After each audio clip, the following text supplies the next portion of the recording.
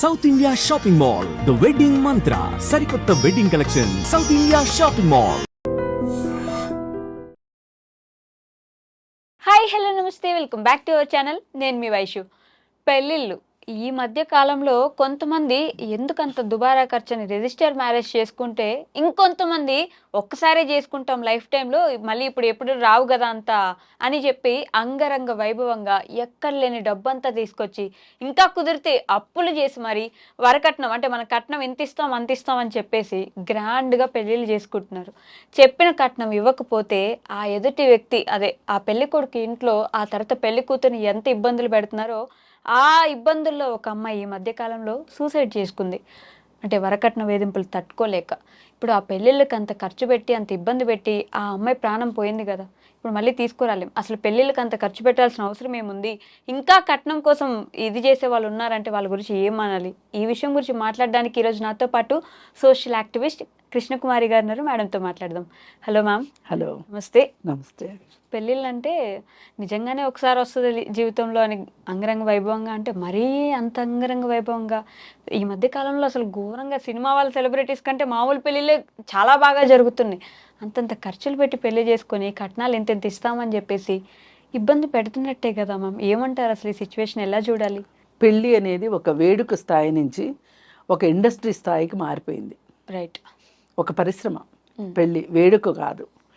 అంటే ఈ స్థితికి తీసుకొచ్చిన వాళ్ళల్లో మహానుభావులు మొదటిగా మాట్లాడుకుంటే జయలలిత దగ్గర నుంచి, జయలలిత ఇంట్లో పెళ్ళి అతి ఖరీదైన పెళ్ళి. ఆ తర్వాత గాలి జనార్దన్ రెడ్డి, అలాగే ఆ తర్వాత అంబానీ చేశాడు ఈ మధ్య కాలంలో. ఇలాంటి పెళ్ళిళ్ళు చూస్తుంటే మనకేమనిపిస్తుంది అంటే, అసలు నిజంగా ఈ పెళ్ళికి ఇంత ఖర్చు అయింది కదా, ఇన్ని డబ్బులు వీళ్ళకి ఎలా వచ్చాయి అనే ఒక ఆలోచన ఎవరికైనా వస్తుంది. ఒక సగటు మానవుడు, సగటు మనిషి ఇలా పెళ్ళి చెయ్యాలి అంటే కుదురుతుందా అని ఆలోచించే పరిస్థితి. అలాగే ఒక మధ్యతరగతి వాళ్ళు పెళ్ళి చేసిన తర్వాత, పెళ్ళి చేసినంతసేపు ఏం అర్థం కాదు. పెళ్ళి అయిపోయిన తర్వాత కొన్ని సెటిల్ చేయాల్సినవి ఉంటాయి. వంట వాళ్ళకి డబ్బులు ఇచ్చేది, డెకరేషన్ వాళ్ళకి డబ్బులు ఇచ్చేది, ఫోటోలు వాళ్ళకి డబ్బులు ఇచ్చేది, లేదు మనం ఒక బస్సు హైర్ చేసుకుంటే దానికి డబ్బులు ఇచ్చేది. ఇలా పెళ్ళి అయిన వెంటనే ఒకళ్ళ తర్వాత ఒకళ్ళు వస్తూ ఉంటారు ఇంటికి. మగ పెళ్లి వారికైనా ఆడపెళ్లి వారికైనా వాళ్ళందరికీ మనం వాయిదాలు పెట్టుకోకుండా డబ్బులు ఇవ్వగలిగే పరిస్థితిలో ఉన్నామా అంటే ఖర్చు పెట్టే ముందు ఒక్కసారి ఆలోచించుకోవాలి.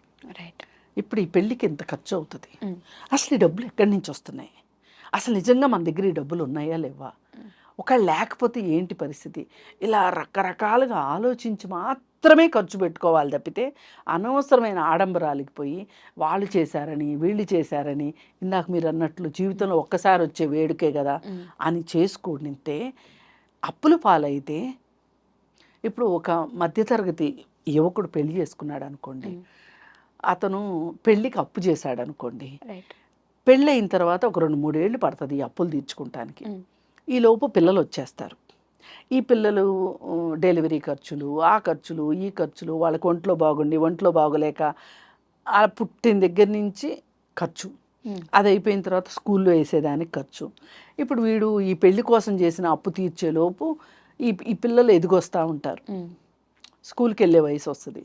ఇప్పుడు స్కూల్కి వెళ్ళే వయసు వచ్చింది అంటే పిల్లల్ని ఇవాళ నేను చదువుకోలేదు కాబట్టి నా పిల్లల్ని బాగా చదివించుకోవాలి, ఆ చదువు కోసం కష్టపడటం, అంటే జీవితం అంతా ఖర్చు పెట్టాల్సి రావడము, ఆ ఖర్చుల కోసం అప్పులు చేయడము, ఆ అప్పులు తీర్చుకోవడంతోనే జీవితం అంతా గడిచిపోతుంది.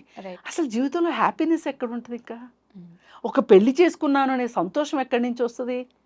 ఇది మధ్యతరగతి వాళ్ళ విషయం. ఇంకా కొంచెం ఎగువ మధ్యతరగతి వాళ్ళు అనుకోండి, వాళ్ళు కూడా డబ్బులు ఊరికే రావు అని ఆయన చెప్తుంటాడు కదా, లలితా జ్యువెలర్స్ ఆయన చెప్పినట్టు, ఏదో స్థలమో పొలమో ఏదో ఒకటి అమ్మితేనో, లేకపోతే తండ్రి రిటైర్ అయితే రిటైర్మెంట్ బెనిఫిట్స్, లేకపోతే ఏవో ఆ డబ్బులు ఖర్చు పెట్టి పెళ్ళిళ్ళు చేయాల్సిందే. కానీ మామూలు వాళ్ళు అంటే బ్యాంకులకి డబ్బులు ఎగ్గొట్టేవాళ్ళు, గాలి జనార్దన్ రెడ్డి లాగా దొంగ కాంట్రాక్టులు చేసి డబ్బులు సంపాదించేవాళ్ళు, లేదు జయలలిత లాగా అధికారంతో, రాజకీయ అధికారంతో అవినీతికి పాల్పడి అవినీతి డబ్బులు, లేకపోతే అంబానీ లాంటి వాళ్ళు ప్రభుత్వాలకి కొమ్ముగాసి అక్రమ మార్గాల ద్వారా డబ్బులు సంపాదించే వాళ్ళు ఖర్చు పెట్టగలుగుతారు, కానీ మామూలు వాళ్ళు ఖర్చు పెట్టలేరు కదా.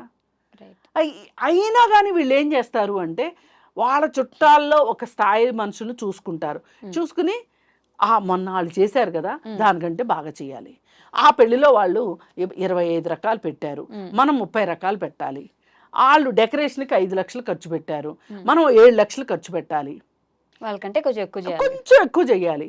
ఆ కొంచెం ఎక్కువ చేయాలి అనుకునే దీంట్లో ఇప్పుడు ఏమేమి వచ్చినాయి అంటే ప్రీ వెడ్డింగ్ షూట్స్ వచ్చేసినాయి, సంగీతులు వచ్చినాయి, హల్దీ ఫంక్షన్లు వచ్చినాయి, మెహందీ ఫంక్షన్లు వచ్చినాయి, పెళ్లికి ముందు ఫంక్షన్లు, పెళ్లి తర్వాత ఫంక్షన్లు, ఇవన్నీ లెక్కేసుకుంటే పైగా ఇంతకుముందు ఇంటి ముందు పెళ్ళిళ్ళు చేసుకునేవాళ్ళు, అలాంటిది ఇప్పుడు ప్రతి వాళ్ళు కళ్యాణ మండపాలు. ఇప్పుడు ఇంకా కళ్యాణ మండపాలు కూడా బోర్ వచ్చేసేసి డెస్టినేషన్ వెడ్డింగ్స్, అలాగే ఫామ్ హౌస్ల్లో పెళ్ళిళ్ళు, ఒక ఇల్లుని రెంట్కి తీసేసుకోవటం, ఓ 15 రోజుల పాటు ఒక ఫామ్ హౌస్ని, ఆ ఫామ్ హౌస్లోనే పెళ్లి చేయడము, ఇవన్నీ నిజంగా అందరూ డబ్బులుండే చేస్తున్నారా అంటే ఉద్యోగస్తులు అయితే పర్సనల్ లోన్లు పెట్టి పెళ్ళిళ్ళు చేసుకుంటున్నారు, మళ్ళీ ఈ పర్సనల్ లోను తీర్చడం కోసం నెలకింత అని చెప్పి కట్టుకోవాల్సి వస్తుంది, ఇన్స్టాల్మెంట్ పే చేయాల్సి వస్తుంది. ఎవ్వరూ హ్యాపీగా లేరు ఈ పెళ్ళిళ్ళతోటి. పోని ఇంత ఖర్చు పెట్టి వీళ్ళు ఏమైనా హ్యాపీగా ఉన్నారా అంటే అది లేదు. అప్పులు తీర్చాలిగా, అప్పులు తీర్చడం ఒక సంగతి, అసలు వీళ్ళకి అహాలు అహంకారాలు, వీళ్ళకి కంపాటబిలిటీ లేకపోవటాలు. ఇప్పుడు పెళ్ళికి ఇంత ఖర్చు పెట్టాలనుకుంటారు కదా, అసలు ఈ ఇద్దరు పెళ్ళికి పనికొచ్చే మెటీరియల్స్ అవునా కాదా అనేది ఎవరు చూడరు. ప్రీ మ్యారిటల్ కౌన్సిలింగ్ తీసుకోండి, అసలు మీరు ఈ పెళ్ళికి సెట్ అవుతారా లేదా, జాతకాలు కలుస్తున్నాయా లేదా అనేది కాదు, ఇవాళ కలవాల్సినవి రెండే, హెల్త్ పరంగా ఇద్దరు బాగున్నారా లేదా, అబద్ధాలు లేకుండా ఈ పెళ్లి జరుగుతుందా లేదా, అలాగే వీళ్ళిద్దరు మనస్తత్వాలు కలుస్తాయా లేదా అనేది ఈ 3 చూడాలి.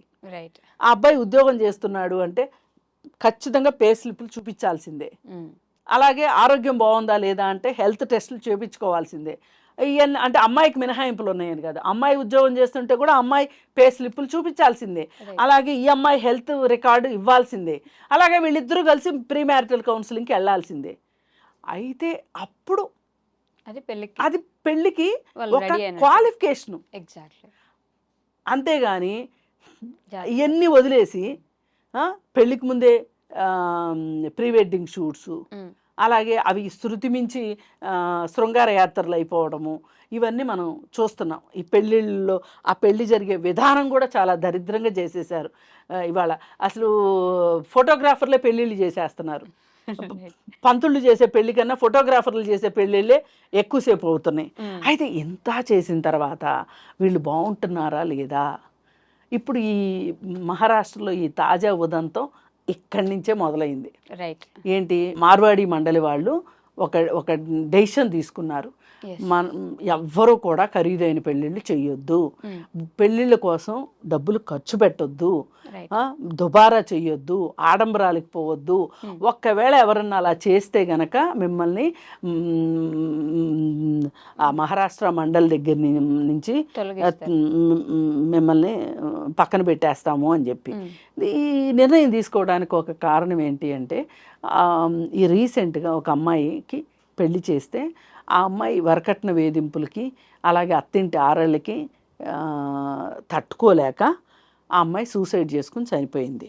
చనిపోతే వీళ్ళు ఇంత కష్టపడి తల్లిదండ్రులు కష్టార్జితం జీవితం అంతా కష్టపడిన డబ్బులతోటి పెళ్ళిళ్ళు చేస్తారు. ఒక్కొక్కసారి వాళ్ళ పిఎఫ్లు డ్రా చేస్తారా, లేకపోతే రిటైర్మెంట్ బెనిఫిట్స్తో చేస్తారా, లేకపోతే పెన్షన్ అమ్ముకుని చేస్తారా, పెళ్ళిళ్ళు చేస్తారు.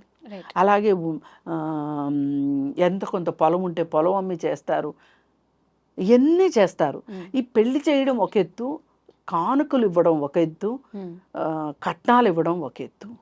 మళ్ళీ అలాగే మగ పెళ్ళి వాళ్ళకి లాంఛనాలని వాళ్ళకి మర్యాదలు చేయటం కోసం అని చెప్పి దానికి డబ్బులు ఖర్చులు, ఉమ్, ఇలా రకరకాలుగా ఖర్చులు పెట్టేయటం వల్ల అప్పుల పాలైపోతున్నారు. ఉమ్, తీరా ఇంత చేసి అప్పుల పాలైతే అయిపోయాము, మన అమ్మాయి సంతోషం కోసం కదా మనం చేసాము అనుకుంటే అమ్మాయి కూడా సంతోషంగా లేదనుకోండి, ఇంక వీళ్ళు ఇంత చేసి ఉపయోగం ఏంటి చెప్పండి. రైట్. ఇలా జరుగుతున్నాయి అన్నమాట. సంతోషంగా లేకపోవడం ఏంటి, అమ్మాయే లేదు. అమ్మాయి లేదు, అమ్మాయి లేకపోవడం తర్వాత ఫేజు. ఫస్ట్ అమ్మాయి సంతోషంగా లేదు. ఈ సంతోషంగా లేకపోయిన తరువాత ఏం జరుగుతుంది అంటే అది విడాకులు అవుతాయా, ఆత్మహత్య అవుతుందా,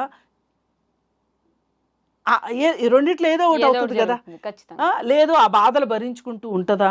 ఇవన్నీ చూసి అసలు కనీసం ఒక అమ్మాయికి పెళ్లి చేసిన తర్వాత ఆ పెళ్లి గనక ఫెయిల్ అయితే గనక, ఈ పెళ్ళికి ఎక్కువ డబ్బులు ఖర్చు పెట్టకపోతే గనక, ఆ డబ్బులు ఆ అమ్మాయికి ఏదన్నా స్వయం ఉపాధికో లేకపోతే దేనికో ఆ అమ్మాయికి ఒక జీవనాధారానికో ఆ డబ్బులు ఉపయోగించారనుకోండి, పెళ్లి వల్ల నష్టం జరిగినా కానీ ఈ డబ్బు ఉంటే ఎంతో కొంత ఆ అమ్మాయికి ఉపయోగకరంగా ఉంటుంది కదా అని ఆలోచించడం జరిగింది అని అనిపిస్తుంది. ఇది నిజంగా చాలా మంచి ఆలోచన. దీన్ని దేశంలో అందరూ ఫాలో అవ్వాలని చెప్పి కోరుకుందాము. చెడులోంచి మంచి చూడటం అంటే ఇదే. Right. Thank you so much. నమస్తే.